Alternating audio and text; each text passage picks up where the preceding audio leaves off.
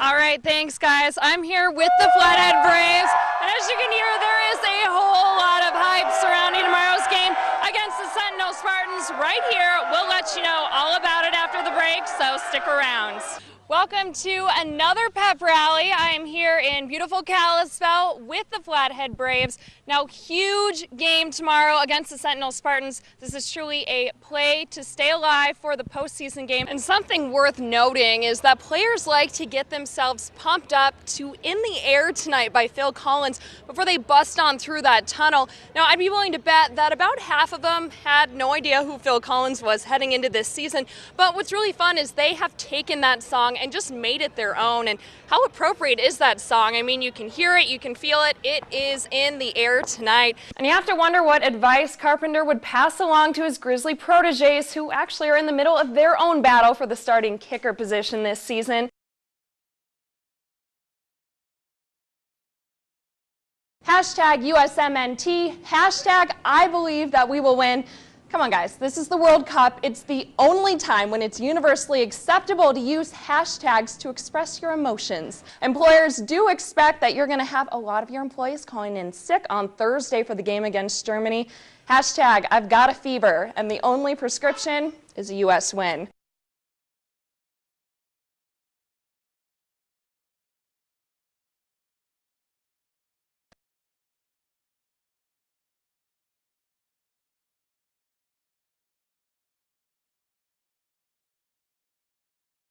The trick to getting out of a ski well when you go in feet first is to take your time and find something to grab onto.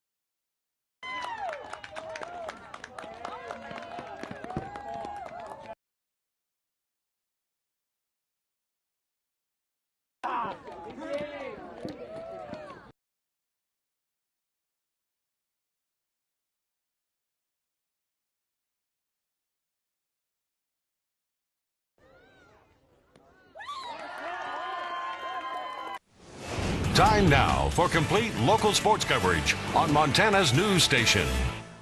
Good evening, I'm Laura Wilson. That's right, everybody, Dan Cimino has the night off. A lot of you were probably hoping for Gonzaga to pull off an upset tonight against Arizona. It would have been great to see Montana's own Ryan Edwards head into the Sweet 16 with the Zags, but the Wildcats looked solid all 4 quarters tonight, didn't give the Bulldogs a chance to ever catch up, so they advanced with an 84-61 win. We did, however, see a couple upsets today that probably shattered everyone's chance at winning that $1 billion bracket challenge. we all were secretly fantasizing about. We take you to Missouri now, where number 2 Kansas took on number 10 Stanford. And there is no crying in baseball, but in March Madness, all bets are off. This, my friends, is true devotion. Stanford leads by 2 with 3 minutes left in the second. Suddenly, we've got a 2-possession game on our hands. Stanford leads 59-54 here with 20 seconds left in the half. Connor Frankamp with the long 3, and our super fan is drying his eyes.